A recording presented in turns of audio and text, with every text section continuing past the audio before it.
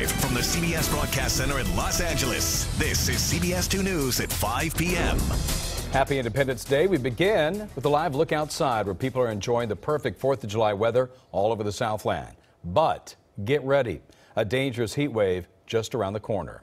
And be careful if you're headed to the beach. There's dangerously high surf up and down the coast. And we have team coverage of the dangerous weather, including CBS2's Lori Perez, who is live in Seal Beach. But we begin with CBS2 meteorologist Amber Lee, who's tracking the rising temps. Amber.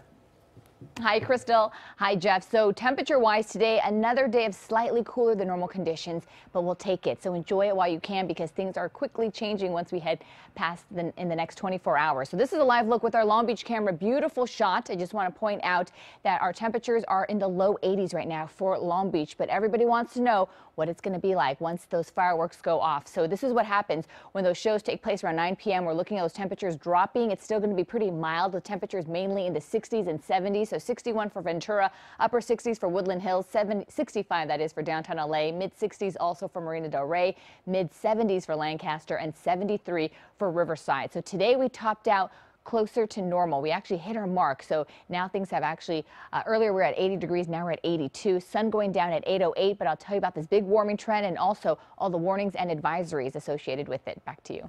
Okay, thanks, Amber. Thousands of people are spending the holiday at the beach. And one of them is CBS2's Lori Perez. She's live at Seal Beach where the conditions there are just about to change. Lori, happy 4th of July. Happy 4th of July, Jeff and Crystal. You know, it's been a beautiful day here today, cool and calm in the water. But as you said, all of that is about to change. These crowds are lingering, perhaps hoping to soak things up as they are before the big heat and the big waves hit California. I love just hearing all the fireworks, and it always sounds like a celebration time. July 4th is for many a day of traditions. Fireworks, food, family, friends. Circling for a parking spot, seeing how much you can pile into one of these little wagons. Are there any unnecessary items in your opinion in this? Everything. And making a beeline for the beach for some fun in the sun. I like it when Junior gets to enjoy the sand. And in the water. And I like to see Junior scared when the waves come. It's a good thing to do in the morning, get some exercise and catch some waves before fireworks and barbecue and all that. Thousands crowded the shoreline this holiday. Huntington and Newport beaches anticipated 80 to 100,000 visitors. In Seal Beach, lifeguards were busy with capacity crowds and had all units and towers in place. Our goal is when somebody comes to the beach, we want them to be safe and go home safe. They're prepping for even more beachgoers in the days to come as an expected heat wave hits the region.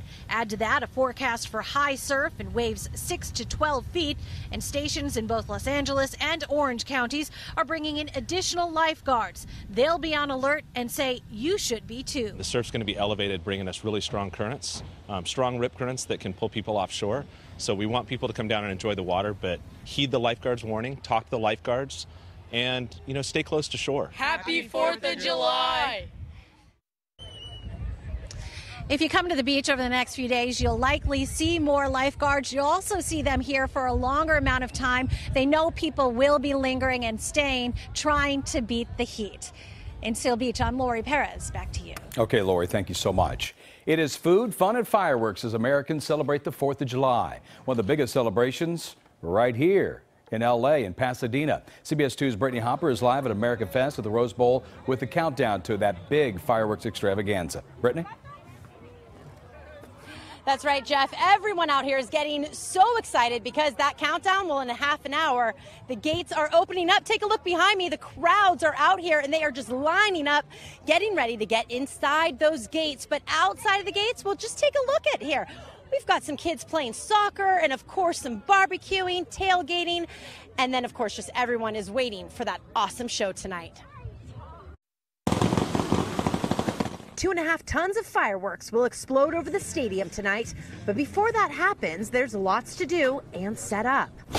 We've been working basically all year on it. H. Hansen with the Rialto-based company Pyro Spectacular by Sousa shows off some of the types of fireworks that will be used. This is a 10-inch shell, which means it would go 1,000 feet into the sky before it bursts. Not only will the fireworks be explosive, it's going to be an explosive crowd. It's expected 25,000 people tonight. This is the best. We've been here, and it's the best. Now, everyone out here is dressed to the nines. They're in their red, white, and blue. Of course, I'm in my red, white, and blue. And of course, we will be out here all night tonight, bringing you the very latest to watch this awesome fireworks show. Back to you guys in the studio. Thank you so much. We do have more information. If you are planning to head to the Rose Bowl for tonight's America Fest, biggest fireworks show west of the Mississippi, by the way. Here are the details. Rose Bowl gates open in less than 30 minutes at 5:30. The performances inside the Rose Bowl start at 7 o'clock, including Maddie Poppy performing live for the first time since winning American Idol. And at 9 o'clock, the big fireworks spectacular. Go to CBSLA.com for more information. And breaking news in New York, a 4-hour standoff at America's most famous symbol, the Statue of Liberty, has now ended. Police arrested a woman who perched herself on the statue's foot. Officers put a harness on her and got her down safely. Now, earlier, a group called Rise and Resist rolled out a banner calling to abolish ICE. The group says they didn't know the woman was going to climb the statue. Police evacuated, as you can imagine, stunned visitors. Yeah, it's just crazy people, crazy time. We were all shocked and we were surprised. And he was like walking back and forth. He tried to go up a little and he even slipped. Oh, okay. He slid down. I have that, but it was very intense. And apparently the protester was actually a woman. She hasn't been identified. A party meant to celebrate a new life turns deadly in Riverside County. A mother was killed while trying to break up a fight at a baby shower. CBS2's Nicole Comstock is live at the Elks Lodge in Riverside where the shooting happened. Nicole. Beatrice Romo's family and friends have started this memorial for her here where she was killed over the weekend at that baby shower. They say the messages left behind here show how much everyone loved her, but that her home shows how much she loved her family. That's why we met them there this evening. Greatest love story ever told, me and her. They were 20 years old in their wedding picture, but they go way back to when they were kids. I was my right rib. She's my right rib. Beatrice and Ronnie Romo spent 25 years building their life together, building a family, and now the Beaumont home she treasured. We said we were going to grow old together, baby. Feels so empty without her. Now I'm by myself. Beatrice Romo was at her niece's baby shower Saturday at the Elks Lodge in Riverside. Her daughter and son were there too when two men started fighting. One of them, Romo says, was Beatrice's nephew, Abraham Bonilla. Beatrice tried to break it up, but police say she was shot in the stomach. Bonita was arrested after a hit and run and charged with murder. I just told her I loved her, that's it. Joshua cradled his mom in his arms until help came. I felt like she was in so much pain. But their mother later died at the hospital. I didn't want to believe it. They couldn't believe their matriarch, the woman who valued her family over everything. Yeah, she was strong too. Could be killed by one of her own family members. Her family, I mean, I'm sorry they enabled him to be that way. Ronnie says Beatrice was always by his side until Saturday when he left the baby shower a bit early for work. All the years she was looking for me, now I'm looking for her. That's the nightmare right there. And police tell us a second person who was shot out here at this baby shower did have serious injuries, but he is expected to be okay. If you'd like to help out Beatrice's family with burial expenses, we do have a link on our website. Live in Riverside tonight, Nicole Comstock, CBS 2 News. Police right now looking for a suspect in a deadly shooting in South L.A. We're told this happened at a home near Western Avenue and 91st. Officers say a small group of people barbecuing around midnight when then a young man walked up to the group and then started shooting. A 19-year-old girl was killed. A 41-year-old woman and a 19-year-old boy were shot but expected to survive. Now here's a strange story. Someone broke into a home in Placentia this morning and decided to take a shower. Detectives say it was this man, 39-year-old Robert Jensen. The homeowner on Powell Drive told officers she woke up to the sound of the shower running. She ran out, called 911. They later caught Jensen on the 7th hole of the Alta Vista golf course. Just bizarre. Now detectives say he swiped a wallet and a jacket from the home, but left behind some of his own clothes. Now to some sad news today. Tina Turner's eldest son has died from apparent suicide in Studio City. Craig Turner, the oldest son of that music legend, 59 years old. He worked in real estate. LAPD says officers found him with a gunshot wound Tuesday. Tina Turner was in Paris for Fashion Week during the time of her son's death.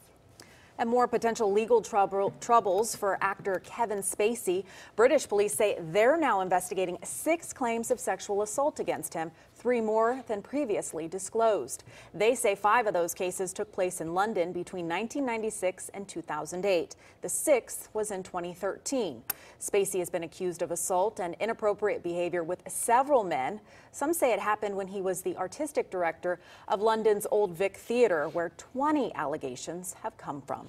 Well, tonight we're getting a closer look at those 12 boys trapped in a flooded cave in Thailand, as anxiety grows while rescuers try to figure out just how to safely get them out. The trapped boys and their coach are doing well despite what they've been through. Now they're huddled on a muddy ledge 2.5 miles inside a flooded cave. CBS 2's Ben Tracy is outside that cave in Thailand right now and explains options for them getting out. One by one, the boys wrapped in foil warming blankets took turns introducing themselves and delivering a message to their parents that they're in good health. Some of them smiled and held up peace signs as a medic treated scratches on their feet and legs. How many of you? The boys appeared more alert than a day ago. You are very strong. When British divers discovered them on a muddy ledge. The complicated task of how they will all be safely rescued from the cave remains unclear. This morning, Chiang Rai's governor suggested that the team might not all be able to leave at the same time. Rescue crews are weighing the option of having the boys swim out immediately, but that remains the riskiest choice. The team is trapped about 2.5 miles from the entrance to the cave. To get out, they would need to navigate through areas that require full climbing gear, several flooded sections, parts too narrow to wear a scuba tank, and a nearly 100-foot underwater dive. It's a difficult task for even the most experienced divers, let alone a group of boys who don't know how to swim. So the plan for now is this. They are trying to furiously pump as much water out of this cave as possible. The hope is if they bring the water level down far enough, it'll be more safe for the kids to either try to swim out, or better yet, they could wade or walk out. In the meantime, a phone line is being installed inside the cave so the young soccer players can finally talk to their parents. The mother of a trapped 16-year-old said it feels like her son has been given a new life. This has become a race against time and the weather. Monsoon rains are expected to return this weekend, and they are worried that the cave could flood again. So they have actually found 2 places where rain was entering the cave, and they've blocked those up. Ben Tracy, CBS 2 News. A Confederate battle flag flown in Palos Verdes sparks controversy among neighbors. Today, the man explains why he flies it in the first place. Plus, celebrating America. We'll take you to Huntington Beach, where the 4th of July spirit is certainly alive and well. The legend continues. Number 11 for Joey Chestnut. OMG. And Joey Chestnut reigns supreme, but not without some drama. The hiccup today at the annual hot dog eating contest.